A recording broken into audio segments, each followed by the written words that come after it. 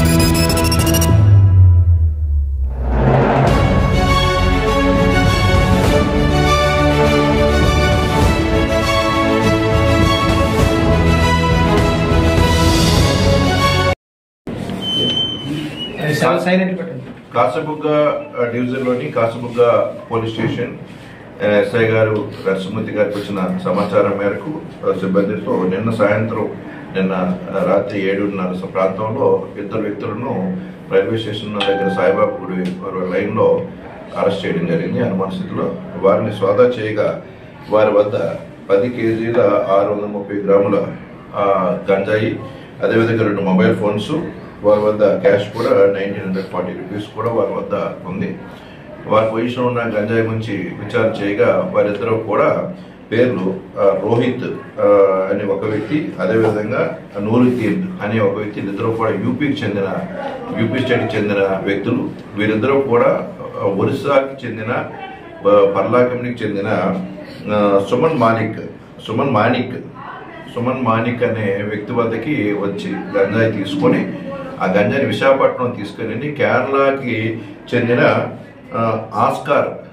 Oscar అనే వ్యక్తి అక్కడికి కేరళ నుంచి వైజాగ్ వస్తే రైల్వే స్టేషన్కి అక్కడ అప్పగించడానికి అని చెప్పేసి వీళ్ళు వెళ్తున్న సందర్భంలో పోలీసులు అరెస్ట్ చేయడం జరిగింది.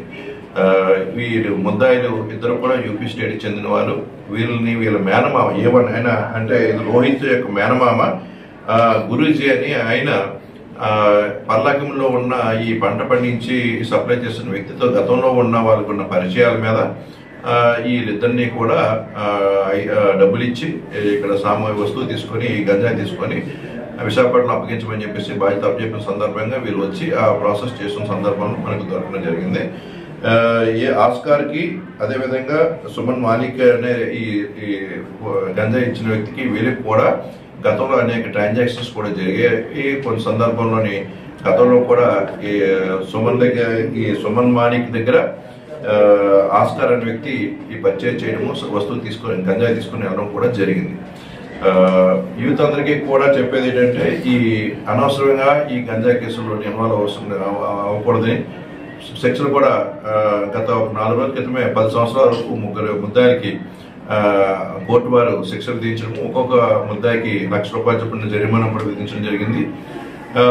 ఇదే విధంగా వారి ఆస్తులను కూడా జప్తు చేసే అవకాశాలు ఉన్నాయి. ప్రతి వారు ఎవరైనా పొరపాటున ఏంటంటే డబ్బులు బాగా సంపాదించిన దురుద్దేశంతో సంపాదించినా కూడా ప్రాపర్టీని అంతటినీ కూడా సీజ్ చేయడం జరుగుతుంది. గంజాయి అనేది ఆంధ్రాలో ఓన్లీ ఒక రైల్వే ట్రాక్ ద్వారా, రైల్వే లైన్స్ ద్వారా, నేషనల్ హైవే ద్వారా ట్రాన్స్పోర్ట్ చేయడానికే తప్ప ఆంధ్ర కాసబుగ్గ డివిజన్లో ఎటువంటి పంట పండించడం కానీ, ఎటువంటి ఈ రిసీవర్స్ కానీ, ట్రాన్స్పోర్టర్స్ కానీ మన సొంత ప్రాంతంలో మన డివిజన్ ప్రాంత వ్యక్తులు ఎవరు కూడా లేరు. సుమారుగా 1-2 కేసుల్లో తప్ప ఎప్పటివరకు రిపోర్ట్ అయిన కేసు అన్నింటిలో కూడా అదర్ స్టేట్ వాళ్ళే మనం ఎక్కువ అరెస్ట్ చేయడం జరిగింది. మనము కాశీబుగ్గ డివిజన్లో Ichchapuram railway station, Kanchi railway station, Palasa railway స్టేషన్కి ఒరిస్సా నుంచి వచ్చి వారు ట్రైన్ ఎక్కి వారి యొక్క స్టేట్లు చేరడానికి వెళ్ళే సందర్భంలోనే వారు వివిధ మార్గాలను ఎన్నుకొని రైల్వే స్టేషన్ రావడానికి ప్రయత్నం చేసిన సందర్భంలో మనం అందరినీ కూడా అరెస్ట్ చేయడం జరుగుతుంది. అంటే ఒరిస్సాలో పండించిన గంజాయిని తీసుకుని వెళ్ళే సందర్భంలో మాత్రమే మనకి ఏంటంటే వాళ్ళందరినీ పట్టుకోవడం జరుగుతుంది. మన ఆంధ్రాలో మన కాశీబుగ్గ డివిజన్లో ఎటువంటి గంజాయి యొక్క పంట అనేది ఇప్పటివరకు కనరాలేదు. మనం ఎప్పుడు కూడా ఆ సందర్భంలో ఎటువంటి సమాచారం కూడా ప్రజల వద్ద నుంచి లేదు. దయించి ఎవరైనా మన ప్రాంతంలో ఎవరైనా గంజాయి కన్జంప్షన్ చేసినా, ఎవరైనా అమ్ముతున్నారన్నా, ఎవరైనా సప్లై చేస్తున్నారన్నా ప్రజలందరూ కూడా మాకు తెలియపరచాలని చెప్పి మేము కోరుతున్నాము. ఈ ఆస్పెక్ట్ లో గంజాయి నివారణ ఆస్పెక్ట్ లో రాష్ట్ర ప్రభుత్వం యొక్క ప్రత్యేక ఉత్తర్వులు, అదేవిధంగా మా డిఐజీ గారు ఈగిల్ టీమ్స్ పెట్టి ప్రత్యేకంగా మీదగా ఏర్పాటు చేయడం జరిగింది. గోపీనాథ్ రెడ్డి గారు, శ్రీ గోపీనాథ్ రెడ్డి గారు డిఐజీ గారు, అదేవిధంగా ఎస్పీ మహేశ్వర్ రెడ్డి గారు ప్రత్యేకమైన నిఘా పెట్టడం వల్ల మాకు 2021లో మా డివిజన్లో 10 కేసులు రిపోర్ట్ అయితే 2022లో 6 కేసులు రిపోర్ట్ అయ్యాయి. 2023లో 8 కేసులు రిపోర్ట్ అయ్యాయి. మా ఎస్పీ గారు ఛార్జ్ తీసుకున్న తర్వాత 2024లో 32 కేసులు రిజిస్టర్ చేయడం జరిగింది 2024లో. అదే 2025లో ఇప్పటి వరకు కూడా 64 కేసులు రిజిస్టర్ చేయడం జరిగింది. అంటే మేము మా యొక్క పర్ఫార్మెన్స్ కేసులు పట్టుకోవడంలోని కూడా అత్యంత ఎఫర్ట్ పెట్టడం జరుగుతుంది.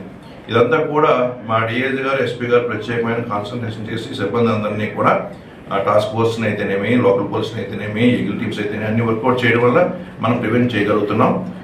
కాబట్టి ప్రజలు మరికొంత సహకరిస్తే తప్పనిసరిగా మరికొంత వరకు మనం దాన్ని పూర్తిగా నివారణ చేయడానికి ప్రయత్నం చేయగలం.